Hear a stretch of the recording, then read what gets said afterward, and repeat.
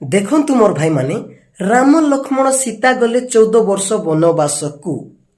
ତାରପରେ ରାବଣ ହରଣ କଲେ ସୀତାକୁ। ତାରପରେ ରାମ କ୍ରୋଧରେ ବଧ କଲେ ରାବଣକୁ। ତାରପରେ ରାମ ଲଙ୍କାରୁ ଉଦ୍ଧାର କଲେ ସୀତାକୁ। ତ କ୍ୱେଶ୍ଚିନ୍ ହଉଛି, ରାମ କେତେବେଳେ ଉଦ୍ଧାର କଲେ ମନୁଷ୍ୟକୁ? କାହିଁକି ତାଙ୍କେ ଉଦ୍ଧାର କଲେ ସୀତାକୁ ନା।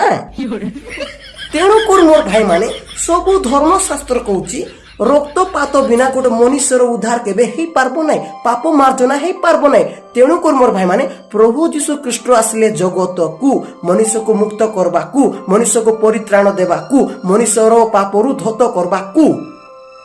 କାହିଁକି ଆମେ ଜାଣିଛୁ ପୃଥିବୀରେ ଯେତେ ଦେବାଦେବୀ ଅଛନ୍ତି, ମନୁଷ୍ୟର ପାପ ପାଇଁ କିଏ ମଧ୍ୟ ରକ୍ତ ବୁହାଇ ନାହାନ୍ତି ଯୀଶୁ ଖ୍ରୀଷ୍ଟଙ୍କର ଛଡ଼ା। ପ୍ରେଜ୍ ଦ ଲର୍ଡ।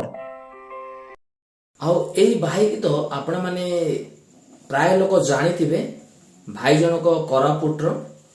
ଆଉ ତାଙ୍କର ପ୍ରତ୍ୟେକ ଭିଡିଓ ଏହି ଟାଇପର, କାରଣ ସେ କେବେ କାହାକୁ ମୁଖାପେକ୍ଷା କରନ୍ତି ନାହିଁ। ଆମେ କିଛି କିଛି ବିଷୟରେ କଣ ମାନେ ମନୁଷ୍ୟକୁ ଦେଖିକି ମାନେ ଗୋଟେ ଚିହ୍ନା ଅଚିହ୍ନା ଯୋଉ ପରିଚୟ, ଯୋଉ ମନୋଭାବଟା ଅଛି, ତଦ୍ରୂପ ଆମେ କିଛି କିଛି କଥା କହିବା ବେଳେ କଣ ନାଇଁ ଆମେ ଏଇ କଥାଟା କହିବା ଦ୍ୱାରା ଆଉ ଜଣକୁ ଆଘାତ ହେବ, ଏଇ କଥା କହିବା ଦ୍ୱାରା ଆଉ ଜଣଙ୍କ ମନରେ କଷ୍ଟ ହବ, ଏମିତି ଅନେକ ଚିନ୍ତା ଆସିଥାଏ ଯୋଉ ଦ୍ୱାରା ଆମେ କିଛି କହିପାରୁନୁ। କିନ୍ତୁ ଏଇ ଭାଇ ଜଣକ ଯୋଉ କୋରାପୁଟରେ ଭାଇ ଜଣକ ଆପଣ ମାନେ ଭିଡିଓରେ ଦେଖିକି ଜାଣିପାରିଥିବେ, ଏଇ ଭାଇ ଜଣକ ଯାହା କିଛି କହିବେ ମାନେ ସିଧା ସିଧା କହିବେ।